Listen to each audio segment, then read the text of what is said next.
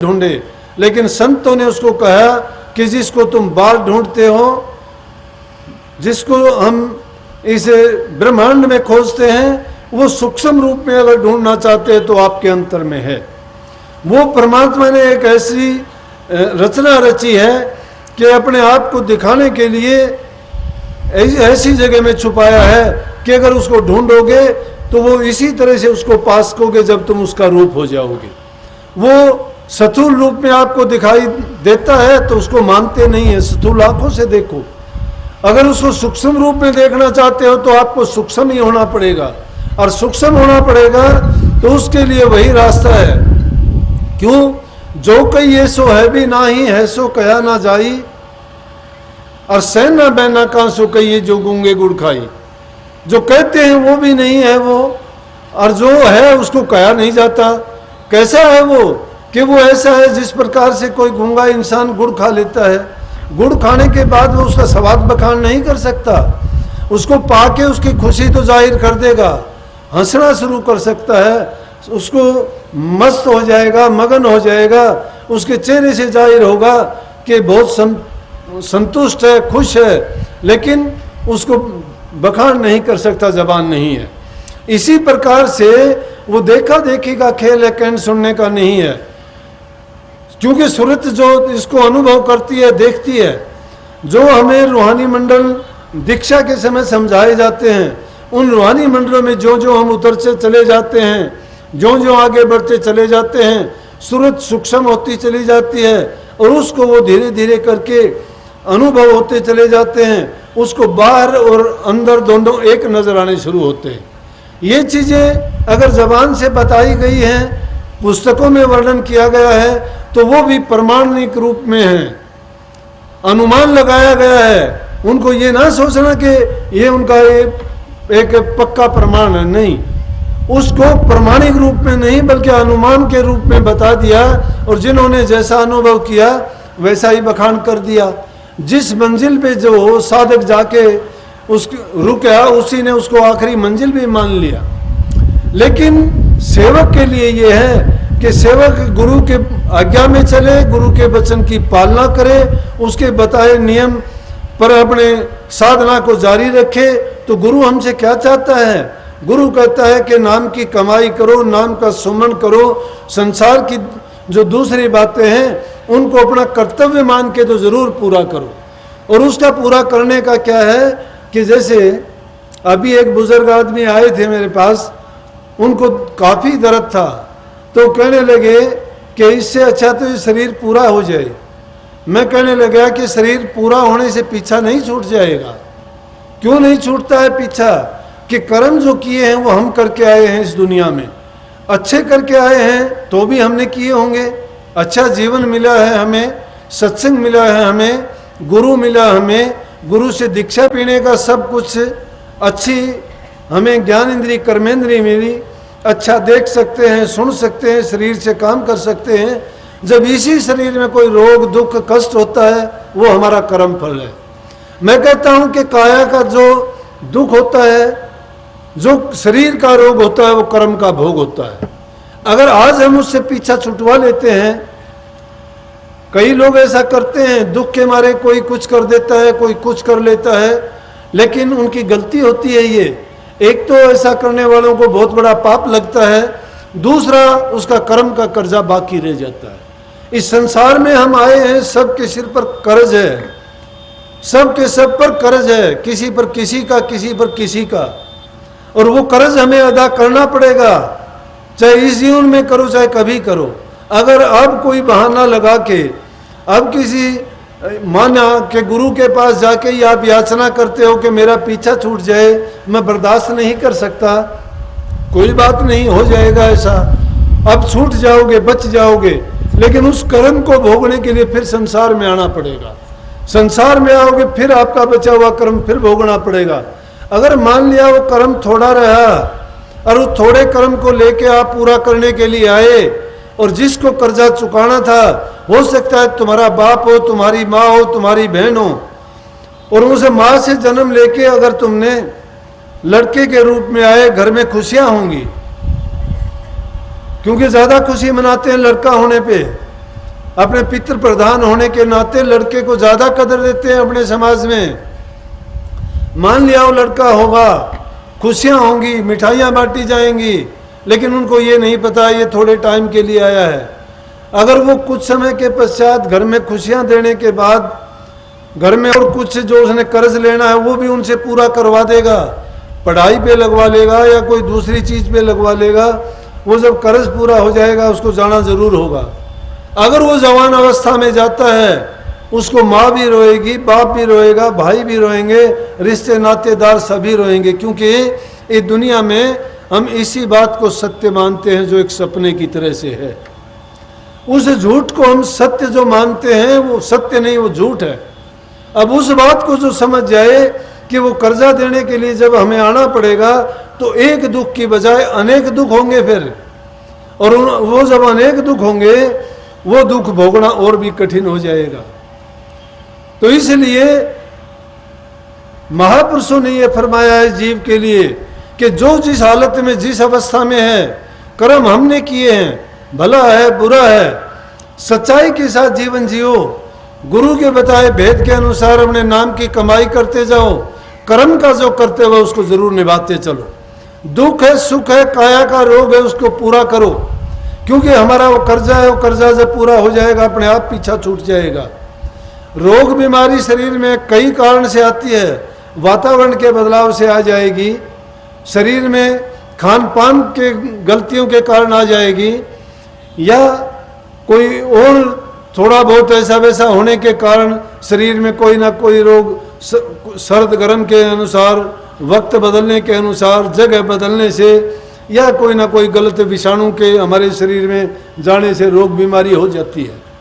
कोई बड़ी बात नहीं, लेकिन देखोगे वो बीमारी भी ठीक हो जाती है, या तो जब वो कर्म पूरा कर लेते हैं किसी न किसी प्रकार से। कभी किसी डॉक्टर ने पैसे लेने होते हैं तो वो डॉक्टर बन के दवाई के रूप में तुम्हें दवा दे के पैसे लेके पूरे कर लेगा, या हमारा कष्ट के रूप में पूरा होना होता है तो बीमारी हमें दुख दे के अपना पूरा कर लेगी, या और किसी रूप में उसका सेवा करवाने से पूरा होगा तो किसी दूसरे से हम सेवा करवा के वो अपना कर्ज उससे उतरवा देंगे।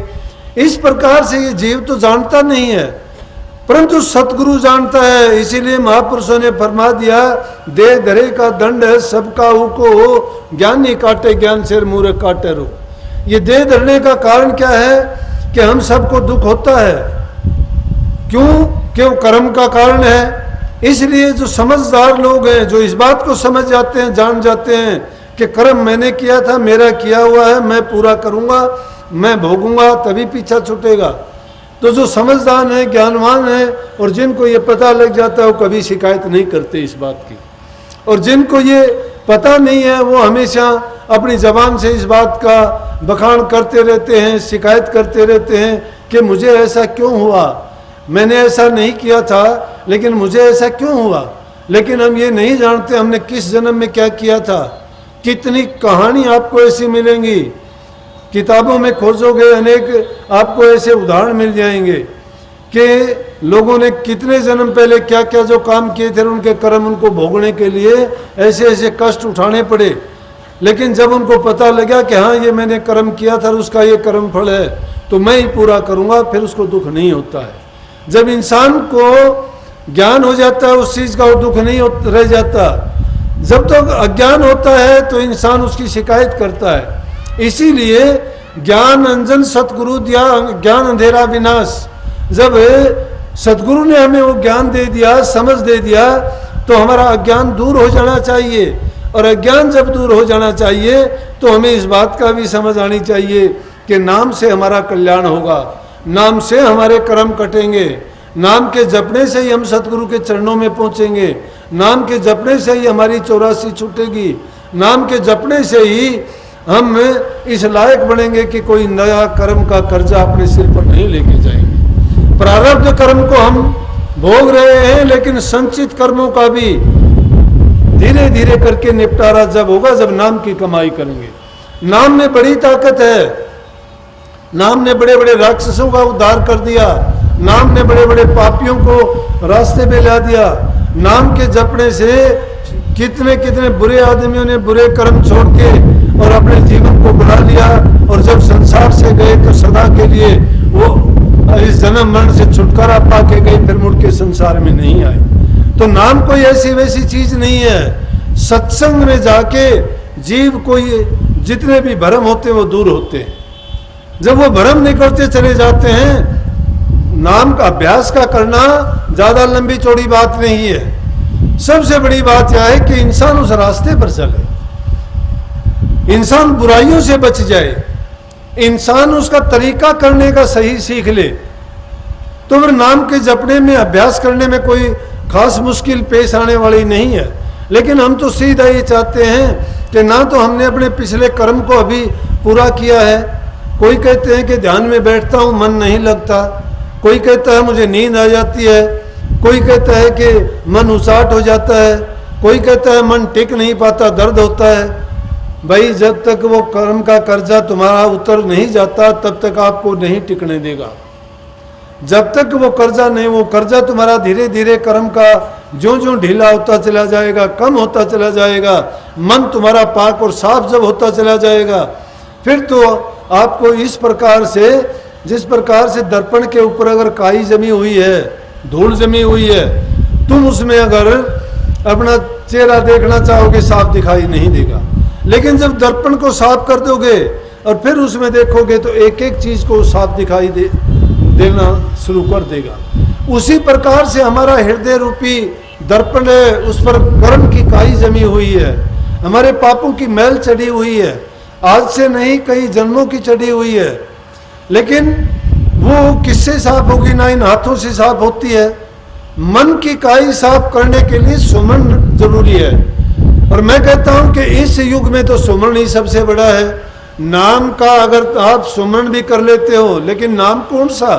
नाम टकसाली नाम होना चाहिए, नाम शब्द भेदी गुरु से मिलना चाहिए। अगर आपको नाम पूरा नहीं मिला है, गुरु पूरा नहीं मिला है, तो समझो कि आकाश से गिरे खजूर में अटके।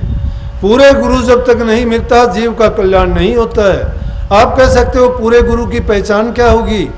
पूरे गुरु की पहचान, जीव के पास कोई भी ऐसा क्राइटेरिया नहीं है, कोई भी ऐसा पैमाना जीव के पास नहीं है कि गुरु की पहचान कर ले। लेकिन जब तुम जाओगे, वो सच्चे दिल से खोज में लगोगे, वो परमात्म शक्ति आपको अपने आप पहुंचा देगी। अगर गलती से कहीं गलत जगह पहुंच जाओगे तो वहां से अपने आप निकाल लेगी, क्योंकि तुम्हारे दिल के अंदर सच्चाई होनी चाहिए। जो गुरु तुम्हें काम से, क्रोध से, लोभ से, मोह से, अहंकार से, इच्छाओं से, तृष्णाओं से, वासनाओं से और दुनिया के इन झूठे पदार्थों से निकालने का प्रयास करता है, तुम्हें शुद्ध पवित्र जीवन जीने का रास्ता बताता है, सत्य का रास्ता दिखाता है, झूठ कपट बेईमानी छल छुटवाता है, सेवा बंदगी श्रद्धा प्रेम सिखाता है, तो समझो पूरा गुरु है। इस युग में ये बातें भी जहां आपको मिल जाए तो समझना चाहिए कि पूरा गुरु है। लेकिन जब गुरु पाखंड करना शुरू कर दे, गुरु जीवों को भरमाना शुरू कर दे, तो वो तो ऐसा है जैसे बाढ़ खेत को खाना शुरू कर दे, कौन बचाएगा उससे? जब गुरु ही जीव को भरमाएगा तो बचाएगा कौन? इसलिए झूठे गुरु की पक्ष को त्वरित न कीजिए बाहर। अगर झूठा गुरु मिल जाता है तो उसको छोड़ने में आपको कोई पाप नहीं लगता, छोड़ देना चाहिए। जिस गुरु से तुम्हारा काज नहीं संवरता है वो कोई भी छोड़ देना चाहिए। लेकिन आज क्या है? आज पाखंड ज्यादा फैला हुआ है। परमार्थ नहीं, धर्म नहीं, नाम नहीं, करनी नहीं, जीवों को अंधेरे कुएं में धकेला जा रहा है। कोई करनी नहीं है, कोई मंजिल नहीं, कोई ठिकाना नहीं, कोई जीव को समझाने का तरीका नहीं है। जीव बुरी आदतों में, किस में मांस मच्छी खाते हैं, शराब सुल्फा गांजा पीते हैं, चोरी करते हैं, लड़ाई झगड़ा करते हैं, एक दूसरे का निंदा करते हैं, द्वेष रखते हैं दिलों में, तो भक्ति कहाँ से आएगी? एक दूसरे की विरोधी चीजें हैं। किसी की भी अगर बुराई करते हो, किसी भी धर्म की करते हो, किसी भी गुरु की करते हो, अगर कोई पूरा गुरु नहीं है तो नहीं होगा आपको क्या? अगर कोई धर्म सच्चा नहीं है तो आप उसकी बुराई ना करो, आपको उससे क्या? अगर तुम्हारा सच्चा है, तुम सच्चे हो, तो आप उस सच्चाई के रास्ते पर चल के अपनी नाम की सच्ची कमाई करके दिखाओ। आप पवित्र बन के दिखाओ, आप खालिश बन के दिखाओ, उन बुराइयों को निकाल के आप उन आदतों को त्याग के दिखाओ, फिर तो समझेंगे कि आप पूरे हो, आप सच्चे हो। लेकिन दूसरे के लिए अगर आप निंदा करते हो, चाहे बुरा हो, किसी की बुराई ना करो। जो दूसरे की बुराई करता है, दूसरे की बुराई देखता है या निंदा करता है, तो उसका वही चिंतन होगा, उसका वही ख्याल होगा और उसका उन्हीं चीज़ों पर दृष्टि जाएगी। बुरे पर तो दृष्टि ना करो, उसको कभी ख्याल ही ना दो कौन क्या करता है। अरे संत मत की ये पहली चीज है। राधा स्वामी मत का सत्संगी जो होगा वो किसी की बुराई नहीं करेगा। जो दूसरे की बुराई करता है वो खुद बुरा है, दूसरे की निंदा करता है वो खुद बुरा है। अगर निंदा करते हो, बुराई करते हो, आप मन से कभी साफ नहीं। नाम का गुण क्या है? अरे जिस चीज को आप कमाते हो आपके पास वही तो होता है। एक आदमी धन इकट्ठा करना चाहता है, धन कर लेता है। एक आदमी पढ़ना चाहता है, विद्वान बन जाता है। एक आदमी छोटी छोटी चोरियां करता है, वो डाकू तक बन जाता है। लेकिन एक साधक अगर थोड़ा थोड़ा अभ्यास और ध्यान करता है तो वो पूरा साधक बन जाता है, वो मालिक को प्राप्त कर लेता है। और निंदा चुगली बुराइयां करने वाला तो क्या बनेगा? क्या बनना है उसने? दूसरे की बुराई करना, पाप को इकट्ठा करना है। मत किसी को बुरा कहो, मत ना बुरा देखो, ना बुरा कहो, ना बुरा सुनो। संत मत में 3 बंधन लगाए गए। 3 बंधन कौन से? अंदर के 2 बंधन ये लगाए गए कि इन आंखों को बंद करके बाहर की चीजों को ना देख के सदगुरु के रूप में ध्यान को जमाओगे तो नूरी रूप में पहुंच जाओगे, प्रकाश को देख पाओगे। कानों को बंद करोगे तो बाहर की आवाजों को छोड़ के शब्द धुन को सुनोगे। आप जो जो उन्हें रूहानी मंडलों में पहुंचते जाओगे, शब्द धुन को अंतर में महसूस करते चले जाओगे। जबान को अगर आप बंद कर लोगे, सांस को जब बंद कर लोगे तो वो आपकी रूह को ऊपर की तरफ उन रूहानी मंडलों में चढ़ने के लिए श्वास की क्रिया धीमी पड़ जाएगी, महीन हो जाएगी और उसकी ज़रूरत नहीं होगी, बल्कि हमारी मदद मिलेगी कि रूह के ऊपर के मंडलों में जल्दी जाने में। अब बाहर के भी यही 3 बंधन हैं। उन बंधनों के कारण क्या है कि बुरी चीज़ को देखो मत। बुरी चीज़ को देखने से बुरा ख्यालात होगा, बुरा ख्याल हमारे मन में जाएगा, तो बुरा ख्याल जाने से हमारे मन के अंदर उसके बुरे दोष आ जाएंगे, उन्हीं के बारे में हमारा चिंतन हो जाएगा। कभी भी बुरी चीज़ को ना देखो, नहीं तो बुरा चिंतन होगा। चिंतन बुरा होगा, वही ख्याल, वही उसी को सारी शक्तियाँ मिलनी शुरू हो जाएंगी। हमारी शक्तियों को एकाग्र करने का ही तो तरीका है। अगर हम जबान से कोई बुरा बोलते हैं तो उससे क्या होगा कि बुरा बोलने की आदत पड़ जाएगी। जबान हमें बुरा बोलने के लिए नहीं, निंदा करने के लिए नहीं, किसी की बुराई करने के लिए नहीं, मीठा बोलने के लिए, अच्छा बोलने के लिए, नाम जपने के लिए। जब अच्छा बोलते हैं उसके अच्छे गुण का लाभ हमें मिलेगा। और कानों से किसी की बुराई नहीं सुननी चाहिए। अगर बुराई सुनेंगे तो वही सारी बात हमारे अंतर में बुराई की तरफ हमें बढ़ाएंगी। इसलिए ना बाहर की बुराइयों को सुनो, बाहर की बुराइयों को देखो और ना जबान से बुरा बोलो। अंतर में जब देखो तो आंखें बंद करके गुरु स्वरूप में हम अपने दोनों आंखों को, दोनों तिलों को ठहराओ। कानों से कुछ ना सुन के अंतर की शब्द धुन को सुनने का प्रयास करो और जबान बंद करके अंदर में जो तुम्हारा श्वास की क्रिया है उसको ऊपर की तरफ धीरे धीरे करके चढ़ाने की कोशिश करो। जब तक वो नहीं चढ़ता है तब तक प्राणायाम की क्रिया बन के आपको वो एक पेट की बीमारियों से भी निजात दिलाएगा और धीरे धीरे करके सांस की क्रिया भी धीमी हो जाएगी। इसलिए प्रेमियों, सबसे निहायत जरूरी है अभ्यासी के लिए कि अच्छी संगति करे। संग अगर बुरा है तो लाख कोशिश करो, कभी आप अभ्यास नहीं कर पाओगे। खान पान अपना शुद्ध होना चाहिए। मैं ज़्यादा व्याख्या ना करके थोड़े में बताता हूँ। शुद्ध खान पान का मतलब अपने ईमानदारी से कमाया हुआ, सच्चाई से, हेरा फेरी का, ठगी का या किसी गलत रास्ते से अगर कमाया हुआ हमने अन्न, सब्जी, फल या कोई भी चीज़ का अगर सेवन किया है तो हमारे विचार कभी अच्छे नहीं बन सकते। क्यों? हमारे खान पान से हमारा सब कुछ बनता है, उसी से हमारे विचार ख्याल सब, मन शरीर रुधिर सब चीज़ उसी से बनती है। इसलिए कोई गलत चीज़ गलत तरीके से आई हुई, गलत तरीके से कमाई हुई, हेरा फेरी का कोई भी चीज़ हमें नहीं ग्रहण करनी चाहिए।